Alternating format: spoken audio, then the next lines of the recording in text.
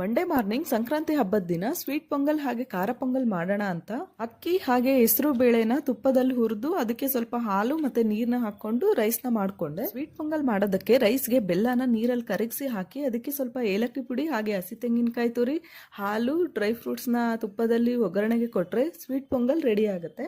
ಹಾಗೆ ಖಾರ ಪೊಂಗಲ್ಗೆ ಒಗ್ಗರಣೆ ಹಾಕೊಂಡು ಅದಕ್ಕೆ ಸ್ವಲ್ಪ ಹಸಿ ತೆಂಗಿನಕಾಯಿ ತುರಿ ಹಾಗೆ ಕೊತ್ತಂಬರಿ ಹಾಕಿ ಗೋಡಂಬಿನ ತುಪ್ಪದಲ್ಲಿ ಹುರಿದು ಹಾಕೊಂಡ್ರೆ ಟೇಸ್ಟಿಯಾಗಿರೋ ಖಾರ ಪೊಂಗಲ್ ರೆಡಿ ಆಗುತ್ತೆ. ಇದಕ್ಕೆ ಕಾಂಬಿನೇಷನ್ ಆಗಿ ಶೇಂಗಾ ಚಟ್ನಿನ ಮಾಡಿದ್ದೆ.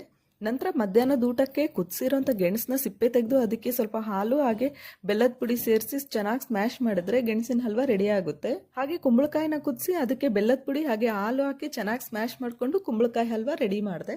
ನಂತರ ಎಣ್ಣೆ ಬದನೆಕಾಯಿಗೆ ನಾವು ರೆಗ್ಯುಲರ್ ಆಗಿ ಹಾಕೋಂಥ ಮಸಾಲಾ ಜೊತೆಗೆ ಬಿಳಿ ಎಳ್ಳು ಹಾಗೆ ಗೋಡಂಬಿನ ಹಾಕಿ ಎಣ್ಗಾಯಿ ಮಾಡ್ಕೊಂಡ್ರೆ ಟೇಸ್ಟ್ ತುಂಬಾ ಚೆನ್ನಾಗಿ ಬರುತ್ತೆ. ಜೊತೆಗೆ ಅವರೆಕಾಳು ಪಲ್ಯನೂ ಮಾಡಿದ್ದೆ. ಹಾಗೆ ಈವ್ನಿಂಗ್ ಲಿಹಾನ್ಗೆ ಬೋಗಿ ಪಳ್ಳು ಹಾಕೋ ಶಾಸ್ತ್ರ ಮಾಡಿದ್ವಿ.